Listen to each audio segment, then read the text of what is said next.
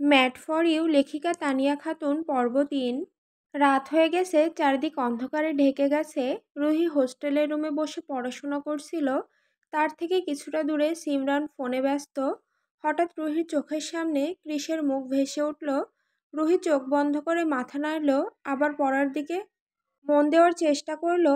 Chris সাদা shirt পরে বাইকে আসার দৃশ্যটা মনে পড়তেই রুহি বিরক্ত হয়ে উঠে বিছানার দিকে চলে গেল। তারপর সিমরানের পাশে গিয়ে শুয়ে পড়ল। কি ব্যাপার মা, তুই এত তাড়াতাড়ি পড়া ছেড়ে উঠে গেলে? আচ্ছা সিমরান, আমার কি ওনার কাছে সরি বলা উচিত? সিমরান অবাক হয়ে বলল, এই উনিটা কে আবার? ওই যে কলেজের ক্রিস ভাই। ও আচ্ছা, কলেজের ক্রিস ভাই। সিসি, ওটা তো কি সুন্দর হ্যান্ডসাম ছেলে। ভাই বললে কেমন লাগে? উফ, কি হাইট, কি ফিগার, পুরাই মারডালা। আমি তো ওকে লাভ লেটার দেব। রুহি সিমরানের মাথায় গাঁটটা মেরে বলে, তোর তো সব ছেলেকেই ভালো লাগে, ফালতু মহিলা। যেটা জিজ্ঞেস করেছি সঠিক উত্তর দে। ও হ্যাঁ, কি জানি বললি? তুই সরি বলবি কিনা তাই তো? একদম ঠিক, তুই তো অনুমতি না নিয়ে ওর ইজ্জতে হাত দিয়েছিস। সরি তো বলতেই হবে। রুহি চোখ ছোট করে তাকিয়ে সিমরানের দিকে দেখলো। সিমরান মৃদু হাসলো। না মানে, তুই শুধু কিস করেছিস, এটা নর্মাল। কিন্তু ভাই, আমি যদি তোর জায়গায় থাকতাম তাহলে ভালো হতো। ওহ, তোর ভাগ্য কতটা ভালো। ভাট বকা বন্ধ করে ঘুমা, কাল কলেজে যেতে হবে। আচ্ছা শোন, বলি কি, তুই তো ওকে সরি বলবি, সেটা কি শুধু মুখে বলা ভালো দেখায়? তাহলে কি মুখে বলবো? না মানে, তুই একটা চকলেট বক্স দিয়ে বলতে পারিস, ওকে কাল সকালে দেখা যাবে, আমাকে ঘুমাতে দে, মাথা যন্ত্রণা করছে। সিমরান মৃদু হেসে মনে মনে খুশি হলো, কারণ তার মাথায় কিছু চলছে। ক্লাবের তীব্র মিউজিকের তালে তালে ছেলেমেয়েরা নাচছে। আলো আর ধোঁয়ার মধ্যে এক অদ্ভুত উন্মাদনা।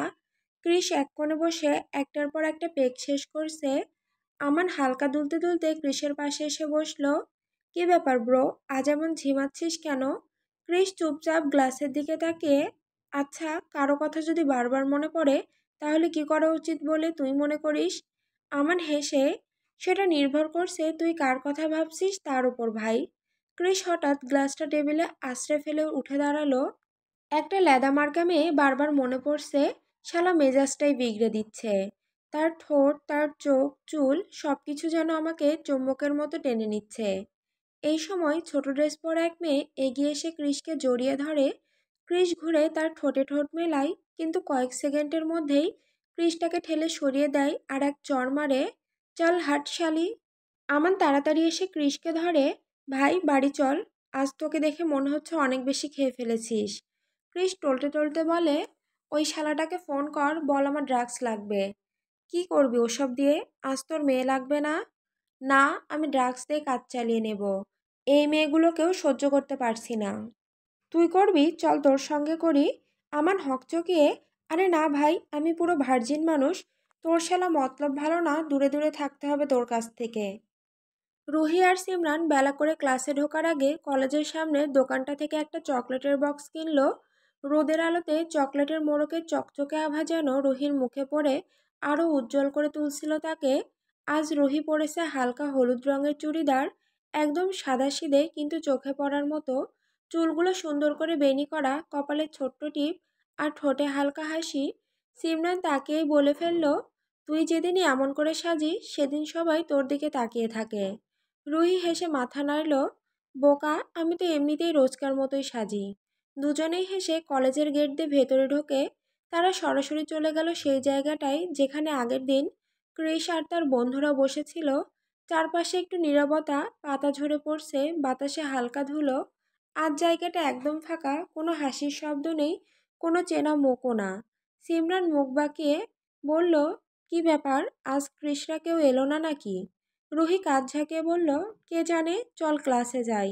কিন্তু সিমরান দাঁত কামড়ে বলল, না না, আমরা এখানেই থাকবো। ওরা এলে এখানেই আসবে নিশ্চয়। চকলেটটা এনেছি যখন দিয়েই যাব। রুহি অবাক হয়ে তাকালো, এত সিরিয়াস হয়ে যাচ্ছিস কেন? সিমরান মুচকি হেসে মুখ ফিরিয়ে নিল, না রে, কিছু না, তুই বুঝবি না। মনে মনে ভাবে, আমি তো লাভ লেটারটা চকলেট বক্সের ভিতর ঢুকিয়ে দিয়েছি। পরে আলাদা করে দেওয়ার মতো সাহস আমার নেই, তাই এই বক্সটা আজ দিতেই হবে। রুহি আবার জিজ্ঞেস করলো, এত কি ভাবছিস রে? না মানে, কিছু না। সিমরান তাড়াতাড়ি উত্তর দিল। ঠিক তখনই তার ফোন বেজে উঠল। 1 মিনিট, বাড়ি থেকে ফোন এসেছে, একটু কথা বলে আসি। বলে সে ফোন নিয়ে একটু দূরে চলে গেল। রুহি একা দাঁড়িয়ে রইল, বাতাসে তার চুলগুলো একটু এলোমেলো হয়ে গিয়েছে। হঠাৎই গেটের দিক থেকে ইঞ্জিনের আওয়াজ শোনা গেল। রুহির চোখ সেদিকে ঘুরল। গেট দিয়ে ঢুকছে ক্রিস, কালো রঙের শার্ট আর কালো জিন্স পরা। সূর্যের আলো পড়ে শার্টটা যেন আরো চকচক করছে। পেছনে আমান বসে আছে, মুখে হালকা হাসি, ক্রিসের চোখে সানগ্লাস।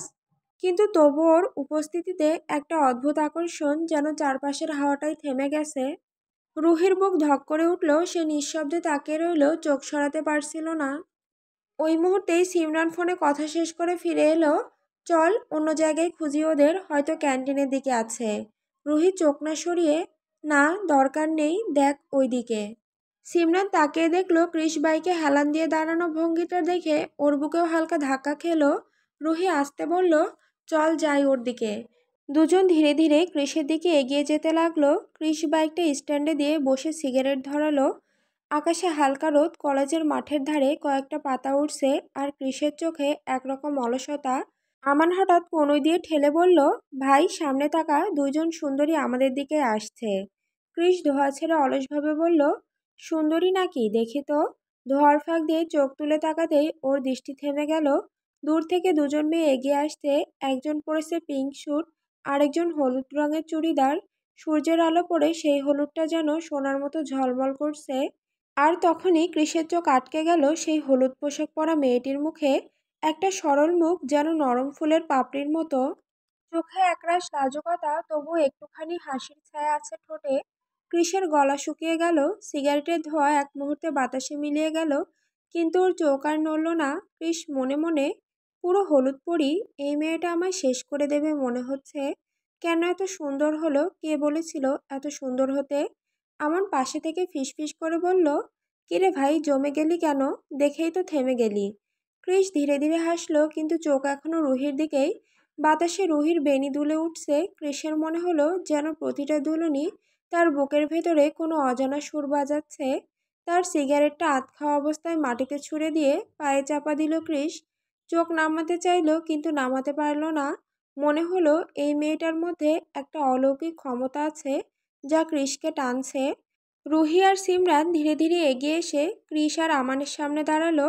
চারপাশে হালকা হাওয়া বইছে, তবু রুহির বুকের ভেতরটা কেমন জানি ধকধক করছে। হাতের চকলেট বক্সটা শক্ত করে ধরে রেখেছে সে। রুহি থেমে গিয়ে লাজুক গলায় বলল, সরি ক্রিস ভাই, আগের দিন আমি ইচ্ছে করে কিছু করিনি। সেদিন যা ঘটেছিল তার জন্য খুবই দুঃখিত। সে আস্তে করে হাত বাড়িয়ে চকলেটের বক্সটা দিল। ক্রিস ভ্রুকুচকে একটু অবাক গলায় বলল, হু আর ইউ, আর কাল কি হয়েছিল? আমান হেসে বলল, ভাই তোর মনে নেই কালকে? কিন্তু ক্রিস সঙ্গে সঙ্গে থামিয়ে দিল, তুই চুপ কর আমান। এই মেয়ে, তুমি বলো কাল কি হয়েছিল? আমি তো তোমায় চিনি না। রুহি ভয় পেয়ে গেল, মনে মনে ভাবল, লোকটা কি পাগল নাকি? একদিন আগের দিনের সব ভুলে গেছে। তবু সাহস করে বলল, আগের দিন আপনার ফ্রেন্ড করেছিল, তারা বলেছিল আপনাকে কিস করতে, তাই আমি তাই করেছিলাম। আর সেই জন্যই আজকে আপনাকে সরি বলতে এসেছি, এই চকলেটটা দিতে। আর আমি রুহি। ক্রিস একদৃষ্টিতে তাকিয়েছিল রুহির ঠোঁটের নড়াচড়ার দিকে, যেন শব্দগুলো শোনার চেয়ে তার মুখের দিকে মনোযোগ বেশি ছিল। কিন্তু রুহির ভাই ডাক শুনে তার মাথা বিগড়ে যায়। এই লাদা মার্কা মেয়ে, আমি কোন অ্যাঙ্গেল দিয়ে তোমার ভাই লাগি? তার গলার ধমকে রুহি চমকে উঠল, চোখ বড় বড় হয়ে গেল, তবু কাপা গলায় বলল, না মানে সবাই তো আপনাকে ভাই বলে। ক্রিস কড়া গলায়, সবাই বলুক, কিন্তু তুমি বলবে না, আমার নাম ধরে ডাকবে, ক্লিয়ার? রুহি নিঃশব্দে মাথা নাড়ল, বুকের ভেতর কাঁপন লেগে আছে। ক্রিস ঠোঁটে তাচ্ছিলের হাসি এনে বলল, আমাকে কি তোমার কিন্ডারগার্ডেনের বাচ্চা মনে হয়, যাকে চকলেট দিয়ে শান্ত করতে হবে? সিমরান তাড়াতাড়ি বলল, না না, আসলে এটা সরি গিফট ভাই, মানে। ক্রিস তীক্ষ্ণ দৃষ্টিতে তাকিয়ে বলল, আমি কি তোমাকে কিছু জিজ্ঞেস করেছি? সিমরান চুপ করে গেল, ওর চোখে ভয়, মুখে কোনো শব্দ নেই। ক্রিস তখন নিচু গলায় বলল, এখন যাও, ক্লাসে যাও দুজনেই। রুহি মাথা নিচু করে সিমরানের হাত ধরে চলে যেতে লাগলো, কিন্তু তখনই পিছন থেকে ক্রিসের গলা শোনা গেল, এই ল্যাদা মার্কা মেয়ে শোনো। রুহি চমকে পিছন ফিরল। জি। ক্রিস এগিয়ে এসে ওর হাত থেকে চকলেটের বক্সটা নিয়ে বলল, আমার একটা কুকুর আছে, ও চকলেট খেতে খুব ভালোবাসে, এটা ওকে খাইয়ে দিব। রুহি স্তব্ধ হয়ে গেল। ওর গলা শুকিয়ে গেছে। সিমরান মুখ চেপে হাসি লুকিয়ে ফেলল, কিন্তু মনটা খুশিতে ভরে গেল। তার চিঠি পড়বে কিস। সে রুহির হাত টেনে বলল, চল ক্লাসে যাই। দুজন আস্তে আস্তে হেঁটে চলে গেল। পেছনে দাঁড়িয়ে ক্রিস চকলেটের বক্সটা ঘুরিয়ে ঘুরিয়ে দেখছে। ঠোঁটে এক চিলতে হাসি খেলছে। সন্ধ্যার আলোয় নরম শহরটা ধীরে ধীরে নিস্তব্ধ হয়ে আসছে। সেই সময়ে ক্রিস বাড়ি ফিরে এলো। ঘামে ভেজা শরীর, মুখে ক্লান্তির ছাপ, কিন্তু চোখে এক অদ্ভুত চিন্তার রেখা। যেন সারাটা পথ জুড়ে সে কারো কথা ভেবে এসেছে। বাথরুমের দরজা বন্ধ করে ক্রিস শাওয়ারের নিচে দাঁড়িয়ে পড়ল। ঠান্ডা জলের ধারা তার কাঁধ বেয়ে নামছে, অথচ মনটা অন্য কোথাও হারিয়ে গেছে। রুহির হাসিটা, তার ঠোঁটের নড়াচড়া, সরি ক্রিস ভাই বলে চকলেট বক্সটা এগিয়ে দেওয়া, সবকিছুই আবার চোখের সামনে ভেসে উঠল। নিজের সঙ্গে নিজেই কথা বলে ওঠে ক্রিস, কি হয়েছে তোর? তুই তো এরকম ছিলি না। ওই একটা লেদা মার্কা মেয়ের কথা এত মনে পড়ছে কেন? স্নান শেষে তোয়ালে পেঁচিয়ে আয়নার সামনে এসে দাঁড়ায় সে। হঠাৎই তার নজরে পড়ে বিছানার উপর ফেলে রাখা রুহির দেওয়া চকলেট বক্সটার দিকে। ঠিক তখনই তার পোষা কুকুর টমি ছুটে আসে। বিছানায় লাফ দিয়ে উঠে সরাসরি বক্সটার উপর হামলা চালায়। ক্রিস তাড়াতাড়ি বক্সটা ছাড়িয়ে নিয়ে বলে, এই টমি, একদম না। এটা তোর বাবাকে তোর মা দিয়েছে। জানিস না বাবা মায়ের পার্সোনাল জিনিসে হাত দিতে নেই। টমি ক্রিসের কোলে উঠে আসে, গায়ে মুখ ঘষে আদর করতে থাকে।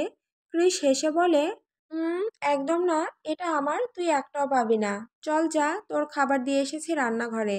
টমি মুখ ভার করে কোলে থেকে নেমে যায়। ক্রিস কিছুক্ষণ ওর দিকে তাকিয়ে থাকে, তারপর আবার বক্সটার দিকে মন দেয়। বক্স খুলতেই ভেতর থেকে নানা রকম চকলেটের মিষ্টি গন্ধ বেরিয়ে আসে। তার মাঝখানে একটা ভাঁজ করা ছোট্ট কাগজ। ক্রিস অবাক হয়ে কাগজটা তুলে নিল। খুলতেই হাতের লেখা অক্ষরগুলো চোখে পড়ল। কাগজে লেখা প্রতিটি শব্দ যেন ধীরে ধীরে ক্রিসের বুকের ভেতর কেঁপে উঠল। চোখের কোণে হালকা হাসি ফুটে ওঠে, ভ্রু কুঁচকে যায়। তারপর ঠোঁটের কোণে মিষ্টি এক দুষ্টু হাসি। সে ফিসফিস করে বলে, বাহ, যতটা লেদা ভেবেছিলাম ততটা না। লাভ লেটার লিখতেও জানে মেয়েটা। ইন্টারেস্টিং। শিকার নিজে এসে শিকারের কাছে ধরা দিচ্ছে, এই সুযোগ কি আর হাতছাড়া করা যায়?